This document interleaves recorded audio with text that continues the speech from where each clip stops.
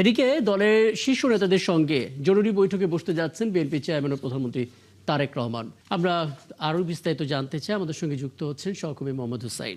মোহাম্মদ হুসাইন, আজ সচিবালয়ে বেশ ব্যস্ত সময় পার করছেন প্রধানমন্ত্রী, যতটুকু আমরা বুঝতে পারছি একটি ব্যবসায়িক প্রতিনিধি দল যুক্তরাষ্ট্রের, সম্ভবত তাদের সঙ্গে একটা বৈঠক হয়েছে, একটু আপডেট আমাদেরকে জানাবেন। এছাড়াও রাষ্ট্রপতি ইস্যুতে দলের শীর্ষ নেতাদের সঙ্গেও বৈঠকে বসার কথা রয়েছে বিএনপি চেয়ারম্যানের, যেটা একটু আগে জানাচ্ছিলাম। সব মিলে একবার আমাদেরকে একটু আপডেট জানাবেন মোহাম্মদ হুসাইন। রাকিব, বাংলাদেশে বিনিয়োগের সম্ভাবনা খুঁজতে গেল 11ই আগস্ট 50 সদস্যের একটি টিম, একটা প্রতিনিধি দল, ইউএস বাংলাদেশ বিজনেস কাউন্সিলের প্রতিনিধি দল বাংলাদেশে আসেন, ঢাকায় সফর করেন।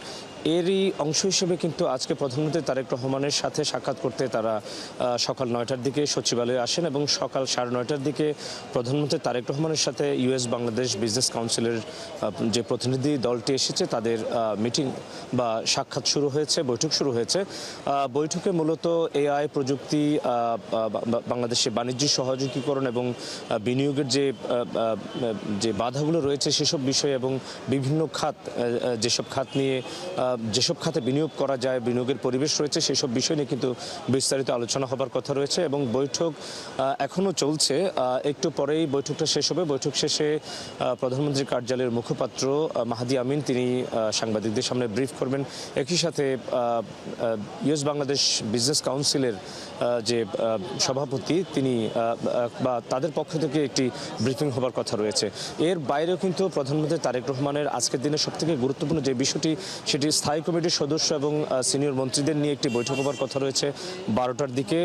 রাষ্ট্রপতি নির্বাচন ঘিরে রাষ্ট্রপতির যে মনোনয়ন, আজকে সেই মনোনয়নটা সরকারি দল বিএনপি এই মনোনয়ন চূড়ান্ত করবে। আমরা যতটুকু জানি বিএনপি মহাসচিব মির্জা ফখরুল ইসলাম আলমগীরের নামটি চূড়ান্ত হতে যাচ্ছে এবং এটি একই সাথে স্থায়ী কমিটির সদস্যদের পক্ষ থেকে প্রস্তাবক এবং সমর্থকও কিন্তু নির্ধারণ করা হবে। একজন প্রস্তাব করবেন, একজন সমর্থক করবেন, তারই মধ্য দিয়ে কিন্তু নামটি চূড়ান্ত করা হবে এবং এখান থেকে নুরুল ইসলাম মনি যিনি চিফ হুইপ তিনি জানিয়েছেন যে এখান থেকে নির্বাচন কমিশনে যে মনোনয়নপত্র জমা দেওয়া হবে। এখনো পর্যন্ত স্থায়ী কমিটির সদস্যদের কেউ সচিবালয়ে আসেননি। নুরুল ইসলাম মনি এসেছেন, তিনি কথা বলেছেন, তিনি জানিয়েছেন যে আজকের এই বৈঠক থেকেই রাষ্ট্রপতি যে প্রার্থী বিএনপির পক্ষ থেকে যাকে মনোনয়ন দেওয়া হবে সেই মনোনয়নটা চূড়ান্ত করা হবে। তো রাকিব, এখনো পর্যন্ত আসলে স্থায়ী কমিটির সদস্যদের কেউ আসেননি।